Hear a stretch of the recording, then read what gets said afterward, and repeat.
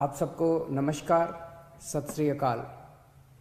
आज पूरा देश देख रहा है, हमारे देश का किसान कड़ी ठंड में रात को आसमान के नीचे खुली सड़क पे सो रहा है। ये सोच के सारी रात नींद नहीं आती।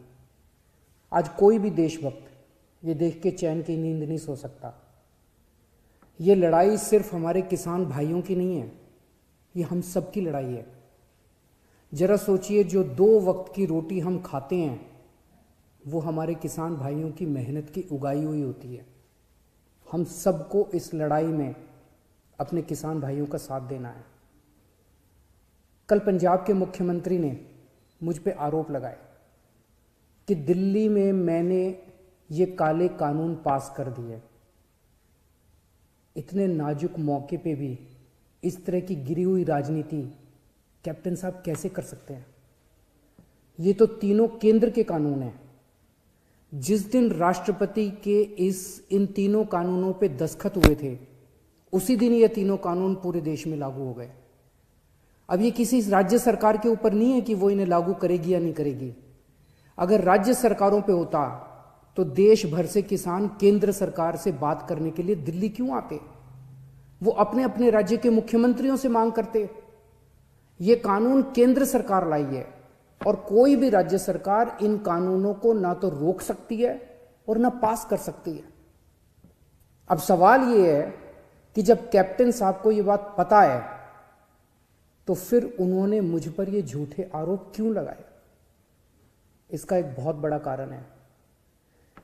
जब से हमने दिल्ली के 9 स्टेडियम को जेल बनाने से रोका है, तब से केंद्र की भाजपा सरकार मुझसे बहुत ज्यादा नाराज है। केंद्र सरकार का पूरा प्लान था कि जब किसान दिल्ली आएंगे तो उन्हें इन 9 स्टेडियम में डाल देंगे। हमने स्टेडियम को जेल बनाने की इजाजत नहीं दी, तो वो लोग अब मुझसे बहुत नाराज हैं। मुझे पता है कि स्टेडियम को जेल बनाने के लिए मुझ पे कितना दबाव आया था, किस किस का फोन नहीं आया। लेकिन जिंदगी में कुछ ऐसे मौके आते हैं जब आप अपने ज़मीर की सुनते हो, नतीजे की परवाह नहीं करते।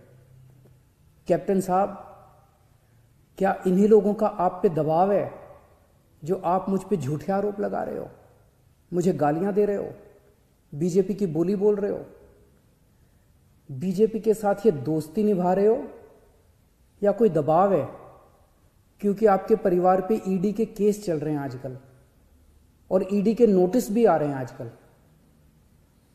कैप्टन साहब के पास ये बिल रोकने के कई मौके आए। पंजाब के लोग पूछ रहे हैं कि तब कैप्टन साहब ने इन बिलों को क्यों नहीं रोका?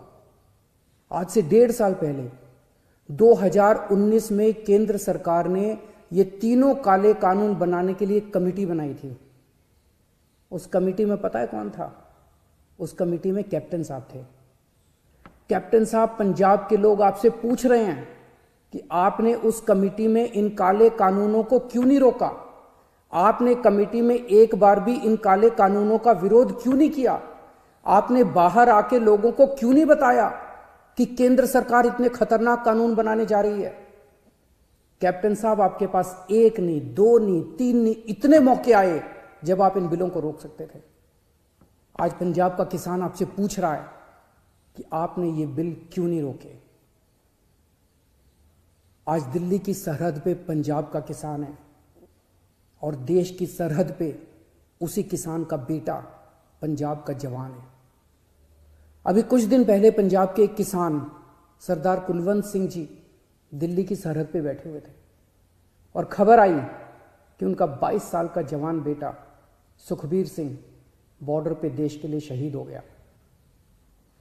इस सब के बीच जब कुछ लोग आए दिन किसानों को आतंकवादी बुलाते हैं, देशद्रोही कहते हैं, तो मैं सोचता हूं कि बॉर्डर पर उन जवानों पर क्या बीतती होगी जिनके किसान माँ बाप को आतंकवादी कहा जा रहा है।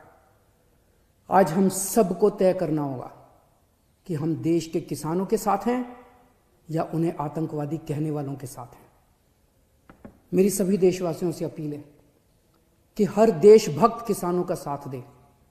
मेरी सभी आम आदमी पार्टी के लोगों से अपील है, कोई राजनीति नहीं करनी, सभी पार्टियों के लोगों के साथ मिलके भारतीय बन के किसानों की सेवा करनी है।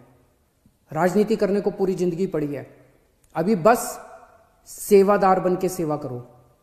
हमें इस इनकलाब का ना राजनीतिकरण करना है और ना इस इनकलाब का राजनीतिकरण होने देना है।